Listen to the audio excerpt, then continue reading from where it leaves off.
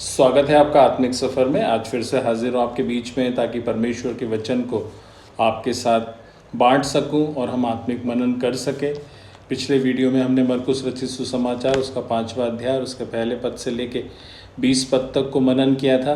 आज हम इसके दूसरे भाग में हैं और मुझे आशा और विश्वास है प्रभु इन आत्मिक मननों के द्वारा आप सबके जीवन को ब्लेस्ड कर रहा है।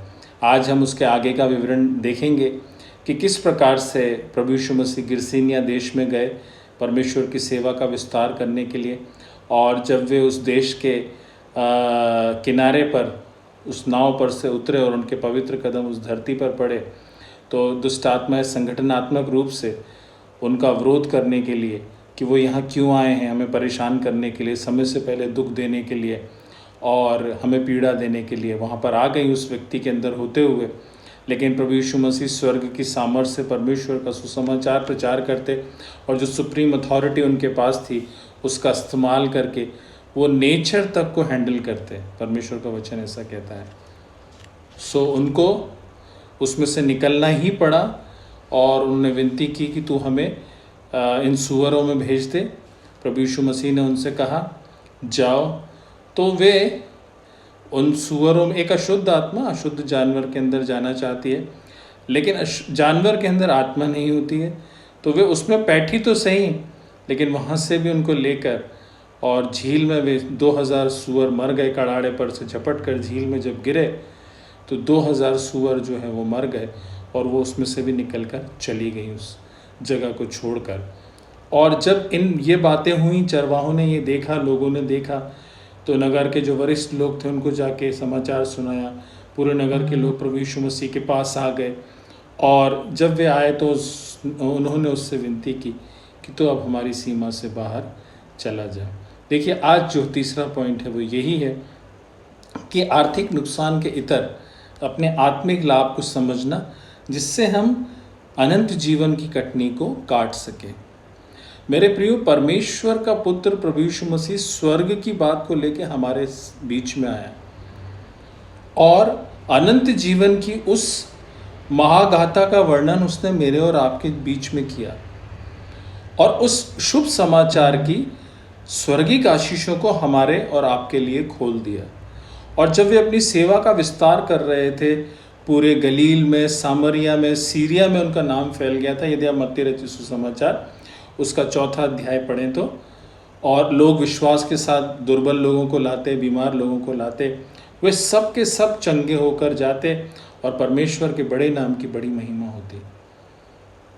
वो शुभ समाचार लेके, वो आशीष को लेके जब गिरसेनिया में गए और इस व्यक्ति के अंदर, जिसके अंदर सेना लगी हुई थी और उस मार्ग से कोई निकल नहीं पाता था, उसको वो अपने प्रयास से उसके ऊपर काबिज नहीं हो पाते थे, जब ऐसा मनुष्य अच्छा हुआ तो वे परमेश्वर का धन्यवाद करते, होना तो ये चाहिए था, यीशु का स्वागत करते और उसके पैरों के ऊपर गिरकर अपने जीवन को समर्पित करते और परमेश्वर के उस सुसमाचार को ग्रहण करते।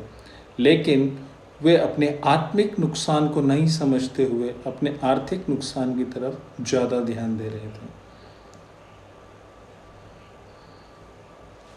उन्हें इस बात से कोई सरोकार नहीं था कि प्रभु हमारे देश में आए, ये व्यक्ति हमारे देश में आया और इसने बड़ी अद्भुत बात यहाँ पे की और परमेश्वर के बड़े नाम को बड़ी महिमा दी।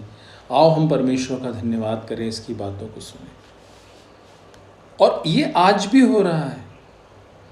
हमारे जीवन में हमारी समस्याएं हैं, हमारी आर्थिक रुकावटें हैं, हमारी पोजीशंस हैं, हमें कार्य करना पड़ता है, हमें जूझना पड़ता है, हमारे जीवन में अप एंड डाउन्स हैं। लेकिन मेरे प्रियो, आज मैं आपको बताना चाहता हूँ, ये उस आत्मिक नुकसान से बहुत कम है जो आपकी फिजिकलिटी में है। शारीरिक अवस्था में आपको बहुत सारा कष्ट हो सकता है, लेकिन यदि आपको आत्मिक जीवन और अनंत जीवन के लिए परमेश्वर ने चुन लिया तो इससे बेहतर आपके जीवन में और कोई बात नहीं हो सकती। और जब तक आपकी आत्मिक आंखें नहीं खुलेंगी, आप इस आत्मिक नुकसान को और आत्मिक लाभ को अपने जीवन में समझ ही नहीं पाएंगे। आज भी पूरी दुनिया उस शारीरिक लाभ को, उस आर्थिक नुकसान को, उस आर्थिक लाभ को लेने के लिए होड़ मची हुई है। परमेश्वर का वचन कहता तुम सारे जगत को प्राप्त कर लो, अपने प्राणों की हानि उठाओ तो तुम्हें क्या लाभ। गलतियों की पत्री में पौलुस पत्रियों को लिखते हुए कहते हैं मनुष्य जो बोता है वही काटेगा। तुम्हारी एक्टिविटी निर्धारण करेगी कि तुम्हें आगे आने वाले जीवन में क्या मिलेगा। यदि तुमने शरीर के लिए बोया है तो शरीर के द्वारा विनाश की कटनी काटने के लिए तैयार हो जाओ, और यदि आत्मा के लिए बोया है तो आत्मा के द्वारा अनंत जीवन की कटनी तुम आने वाले जीवन में काटने वाले हो। उस धनी व्यक्ति और लाजर की हम बात को देखते हैं जो प्रभु यीशु मसीह ने बताई। लाजर को, उसके घाव को कुत्ते जो है वो चाटते थे, लेकिन एक जो बड़ा बिजनेसमैन था, बैंजनी वस्त्र पहने हुए अपने घर में रहा करता था, अच्छा अच्छा भोजन करता था, उसको कभी लाजर दिखाई नहीं दिया। लेकिन शारीरिक अवस्था में जब दोनों इस दुनिया से गए तो धनी व्यक्ति एक बूंद के लिए तरस रहा है पानी की, और लाजर जो है इब्राहिम की गोद में है। कहिए किसका नुकसान ज्यादा है?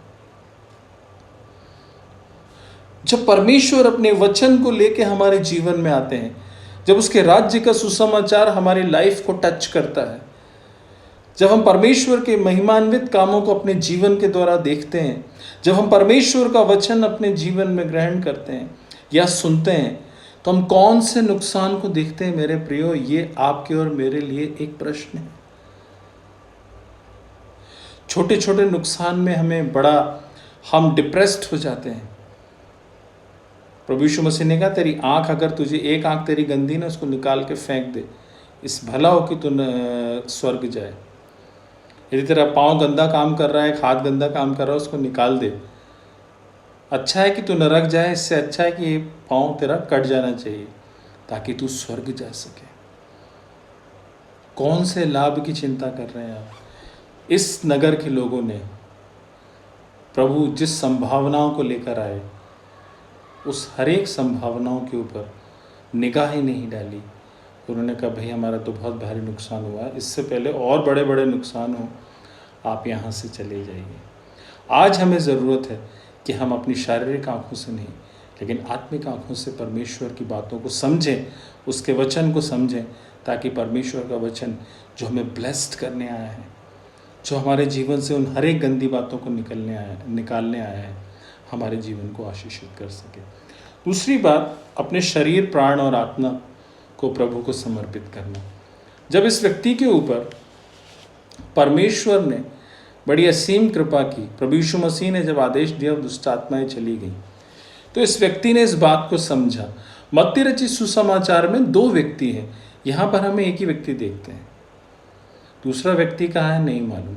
हमारे जीवन में जब प्रभु हमारे जीवन को सुंदर बनाते हैं, हमारे जीवन को निष्कलंक बनाते हैं, हम पर कृपा करते हैं, अपना अनुग्रह देते हैं, जब हम परमेश्वर का वचन सुनते हैं, हमारी क्या ड्यूटी बनती है मेरे प्रियो? हमारी ये ड्यूटी बनती है कि हम उसके चरणों पर अपने जीवन को समर्पित कर दें। जक्कई नामक एक मनुष्य था, चुंगी लेने वाला। वो गूलर के पेड़ के ऊपर चढ़ गया, यीशु को देखना चाहता था, उससे मिलना चाहता था। यीशु मसीह ने जब उसे देखा, बोला जक्कई झट नीचे उतरा। उसने कहा प्रभु जो मैंने अन्याय से कमाया है वो मैं 4 गुना फेर दूंगा। कहने का मतलब क्या था? वो अपने जीवन को परमेश्वर को समर्पित करना चाहता है। क्या आप अपने जीवन को समर्पित करना चाहते हैं? ये व्यक्ति अपने जीवन को परमेश्वर को समर्पित करना चाहता था और यीशु मसीह के साथ जाना चाहता था। यीशु मसीह ने इससे कहा ठहरा रहे और अपने घर के लोगों को बता कि परमेश्वर ने तेरे जीवन में कैसे बड़े बड़े काम किए हैं। मेरे प्रियो, परमेश्वर चाहता है कि आप अपनी सेवा के स्तर को समझें। सबसे पहले अपने घर को ब्लेस्ड करें, परमेश्वर का वचन बांटें, फिर अपने परिवार को ब्लेस्ड करें, फिर अपने शहर को ब्लेस्ड करें, फिर अपनी कंट्री को ब्लेस्ड करें। क्योंकि चेलों को प्रभु यीशु मसीह ने बोला, प्रेरितों के काम में पढ़ते हैं, जब तक पवित्र आत्मा का महान सामर्थ्य नहीं आता यहीं ठहरे रहो। इसमें एक बड़ा गहरा भेद है और हम इस छोटे से वीडियो में इन बातों की चर्चा नहीं कर सकते। मुझे आशा है ये बातें आपको समझ में आई होंगी और बाकी बातें पवित्र आत्मा आपको समझाएगा। मिलते हैं नेक्स्ट वीडियो में, तब तक के लिए सबको जय मसीह की।